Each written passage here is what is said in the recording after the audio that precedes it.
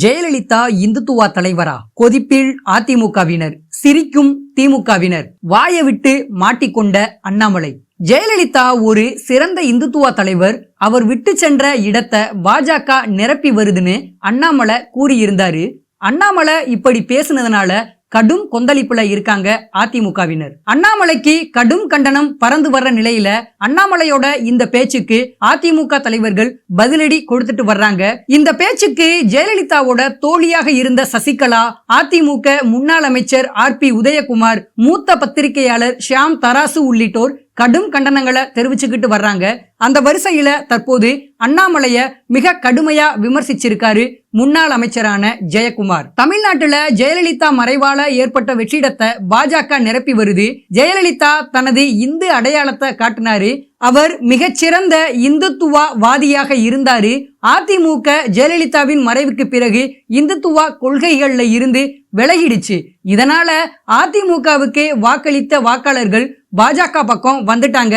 இதனால பாஜக தமிழ்நாட்டுல பெரிய இடத்தை பிடிச்சிச்சுன்னு பேசியிருந்தாரு. அண்ணாமலையோட இந்த பேச்சுக்கு கடும் கண்டனம் தெரிவித்து ஜெயக்குமார் வெளியிட்டுள்ள அறிக்கையில, ஜாதி மத பேதங்களுக்கு அப்பாற்பட்டு அனைவருக்குமான தலைவராக திகழ்ந்த மாண்புமிகு அம்மா அவங்கள ஒற்றை மதவாத தலைவர் போல் சித்தரித்து அவதூறு பரப்பும் அண்ணாமலைக்கு கடும் கண்டனம். அம்மா அவர்கள் ஜாதி மதங்களுக்கு அப்பாற்பட்டவர்.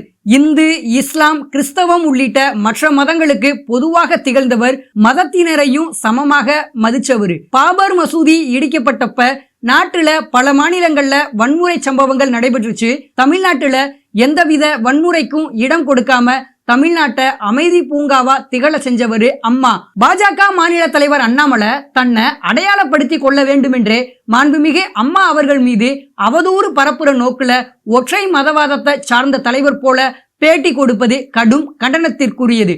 அனைத்து மதங்களைச் சேர்ந்த மக்களை பாதுகாப்பதிலும் அவர்களோட நம்பிக்கைகளை மதித்து போற்றுவதிலும் எந்தவித சமரசத்திற்கும் இடமில்லாம உறுதியா இருந்தாங்க. தமிழ்நாடு அரசியல் உள்ளவர அனைத்து மக்களுக்கும் பொதுவான தலைவராக இருந்த அம்மா அவர்களோட புகழ் ஓங்கி நிலைத்து நிற்கும். அண்ணாமலை தன்னோட சொந்த அரசியல் லாபத்திற்காகவும் தமிழ்நாட்டுல தன்னை அடையாளப்படுத்தி கொள்ளணும்ன்ற நோக்கத்திலையும் அம்மா அவர்கள் இந்து மதத்தை மட்டுமே சார்ந்தவர்னு அவரோட பெயருக்கும் புகழுக்கும் களங்கம் விளைவிக்கிற வகையில வேண்டுமென்றே பேட்டி கொடுப்பது கடும் கண்டனத்திற்குரியதுன்னு தெரிவிச்சிருக்காரு. அதே போல அண்ணாமலையோட கருத்தை பலரும் மறுத்து வர்றாங்க. குறிப்பா ஜெயலலிதாவோட நெருங்கிய தோழியாக கடைசி வர அவரோட இருந்த சசிகலா, அண்ணா எம்ஜிஆர் வழியில ஒரு உண்மையான திராவிட தலைவராக தன்னோட இறுதி மூச்சு வர வாழ்ந்து காட்டியவர் ஜெயலலிதா. இத்தகைய சிறப்பு வாய்ந்த ஒரு மக்கள் தலைவரை எந்தவித குறுகிய வட்டத்திற்குள்ளும் யாராலையும் அடைச்சிட முடியாதுன்னு தெரிவிச்சிருக்காங்க. இந்த நிலையில அண்ணாமலை சொல்றத போல ஜெயலலிதா இந்துத்துவா தலைவரா, ஜெயலலிதாவோட அரசியல் கொள்கைன்றது இந்துத்துவா கருத்துக்களை கொண்டிருந்ததான்றது குறித்து மிக விரிவான விளக்கத்தை அவரோட நெருங்கி பழகிய மூத்த பத்திரிகையாளர் தராசு ஷியாம் சொல்லி இருக்காரு. இவர் தாய் பத்திரிகையில பணியாற்றிய காலகட்டத்துல ஜெயலலிதா கூட நெருங்கி பழகியவர். அதனால அவர் என்ன சொல்றாரு அப்படின்றது மிக முக்கியமா உள்ளது. இந்த சர்ச்சை பற்றி ஷியாம் பேசும்போது, அண்ணாமலையோட இந்த பேச்சு தமிழ்நாட்டு மக்களிடையே குழப்பத்தை ஏற்படுத்துவதற்கான ஒரு முயற்சி தான்னு நான் நினைக்கிறேன்.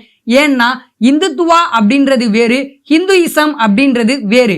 இது பற்றி சாவர்கர் நிறைய விளக்கங்களை கொடுத்திருக்காரு. இந்துத்துவான்றது இந்து ராஷ்டிராவை உருவாக்குவது.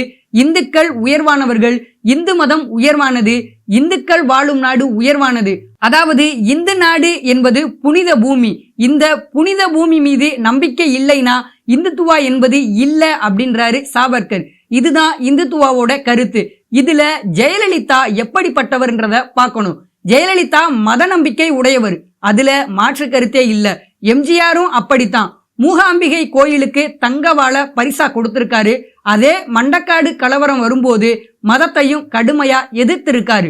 ஜெயலலிதா மீது அண்ணாமலை இந்துத்துவா முத்திரை குத்துவதற்கு கட்டாய மதமாற்ற சட்டம்ன்ற ஒரே ஒரு முகாந்திரம் தான் இருக்கு. அத அண்ணாமலையும் தன்னோட பேட்டியில சுட்டி காட்டி இருக்காரு. இந்த சட்டத்தை கொண்டு வந்ததை அண்ணாமலை சுட்டி காட்டுறாரு. ஆனா அதை திரும்ப பெற்றதை சொல்லாம மறந்துட்டாரு. ஜெயலலிதா மகாபாரதம் ராமாயணம் மீது நம்பிக்கை கொண்டவங்க, அதை நேசிச்சாங்க. வீட்டுல பூஜை அறை வச்சிருந்தாங்க. வைஷ்ணவ சம்பிரதாய முறைகள் மீது அவங்க நம்பிக்கை கொண்டிருந்தாங்க. இவையெல்லாம் சரிதான். ஆனா அனைத்து மதத்திற்கும் அவங்க சமமான மரியாதையை கொடுத்தாங்க. அதனால ஜெயலலிதாவை இந்துத்துவா தலைவர்னு சொல்ல முடியாது.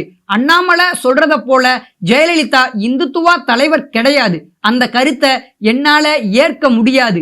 தீவிர இந்து மத பற்றாளர்கள், உயர் சாதி இந்துக்கள் ஜெயலலிதாவுக்கு வாக்களிச்சாங்க. அது உண்மைதான். அந்த வாக்கு வங்கி எத்தனை சதவீதம் அப்படின்றத நம்ம பார்க்கணும். அது வெறும் 2% தான். அவருக்கு இதைவிட அதிக அளவுல இந்து மதத்தை சேராத மக்கள் வாக்களிச்சிருக்காங்கன்னு சொல்லி இருக்காரு. தமிழ்நாட்டுல வேண்டும்னே குழப்பத்தை ஏற்படுத்தணும்னு அண்ணாமலை இந்த மாதிரி ஒரு கருத்தை பேசி இருக்காருன்னு தொடர்ந்து பல்வேறு அரசியல் தலைவர்களும் கடும் கண்டனங்களை தெரிவிச்சுக்கிட்டு வர்றாங்க. இதனால என்ன செய்வதுன்னு தெரியாம தமிழ்நாடு பாஜக குழம்பி போயிருக்கு.